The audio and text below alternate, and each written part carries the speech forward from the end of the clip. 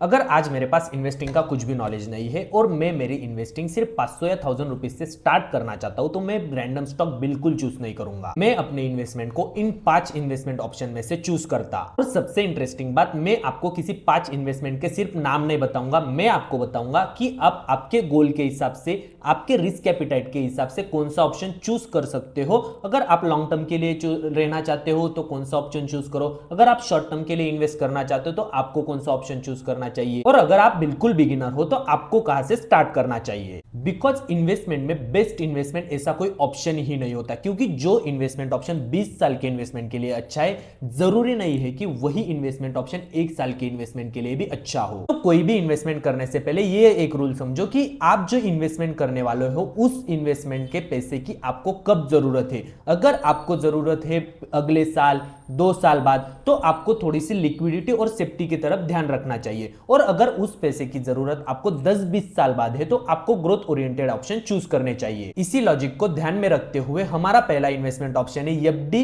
या fixed deposit. अब FD सुन के कुछ लोग बोलेंगे कि एफडी भी कोई इन्वेस्टमेंट ऑप्शन होता है, लेकिन बिगिनर्स के हिसाब से एफडी भी एक बेस्ट ऑप्शन हो सकता है। मान लो आपने 20,000 रुपए सेव किए हैं और उस 20,000 रुपए की जरूरत आपको 6 महीने में या 1 साल में है, तो क्या आपको उस 20,000 रुपए को किसी इक्विटी ओरिएंटेड म्यूचुअल फंड में इन्वेस्ट करना सेफ हो सकता है?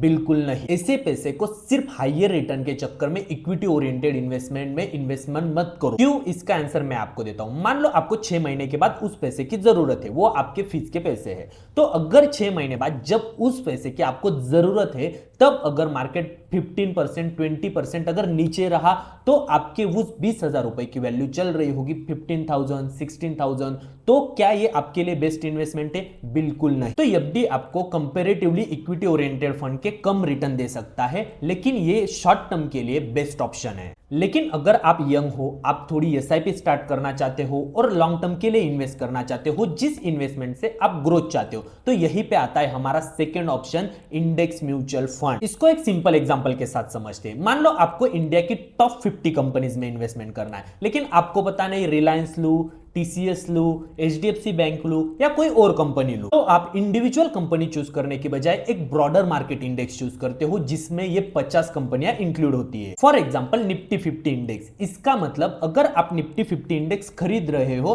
तो आप इंडिया की टॉप 50 कंपनियों में एक ही इन्वेस्टमेंट से इन्वेस्टमेंट कर रहे हो। और बिगिनर्स के लिए मुझे इंडेक्स फंड की सबसे अच्छी चीज लगती है सिंप्लिसिटी, कि आपको कोई भी मार्केट ट्रैक करने की जरूरत नहीं, किसी भी कंपनी की एनालिसिस करने की जरूरत नहीं, मार्केट में कल क्या होगा, कोई न्यूज आ गई, कुछ भी प्रेडिक्शन करने का जरूरत नहीं। आप सिर्फ एक नॉर्मल एसआईपी स्टार्ट कर देते हो और वहां पे आपका पैसा डायरेक्टली इंडिया की टॉप 50 कंपनियों में इन्वेस्टमेंट रहता होता है। तो इंडेक्स फंड में आप एज मिनिमम एज 500 रुपए से आपकी एसआईपी या इन्वेस्टमेंट स्टार्ट कर सकते हो और इस 50 कंपनियों का एक्सपोजर ले सकते हो। अब यहां पे एक नॉर्मल क्वेश्चन आएगा कि इंडेक्स फंड तो सही है, लेकिन अगर मुझे इंडिविजुअली स्टॉक पिक करने हो तो यहां पे हमारा थर्ड ऑप्शन आता है direct stock. Direct stock picking का सिंपल मतलब है कि आप किसी भी कंपनी की ओनरशिप खरीद रहे हो। अगर आप रिलायंस का शेयर खरीदते हो, इन्फोसिस का शेयर खरीदते हो, तो इसका मतलब आप डायरेक्टली उस पर्टिकुलर कंपनी में इन्वेस्ट कर रहे हो। यहां आपका ग्रोथ का पोटेंशियल अनलिमिटेड हो सकता है, लेकिन पूरी रिस्पॉन्सिबिलिटी आपकी हो जाती है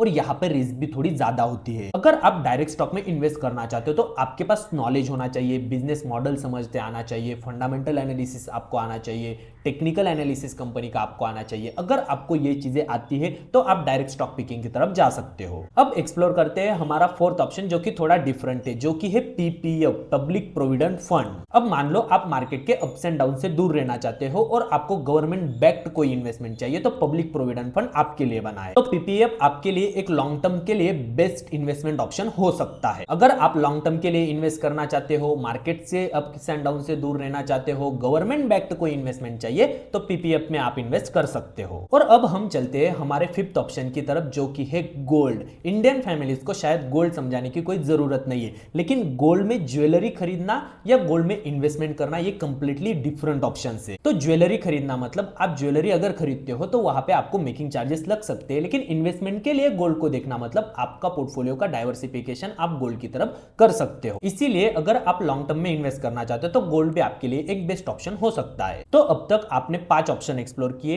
FD, PPF, index fund, gold और डायरेक्ट स्टॉक। तो अब आपके दिमाग में एक क्वेश्चन आया होगा कि बिगिनर्स कहां से स्टार्ट करें। तो आप इंडेक्स फंड से स्टार्ट कर सकते हो, गोल्ड का थोड़ा सा एक्सपोजर आपके फंड में ले सकते हो, और अगर आप लॉन्ग टर्म के लिए इन्वेस्ट करना चाहो तो आप पीपीएफ की तरफ भी इन्वेस्ट कर सकते हो।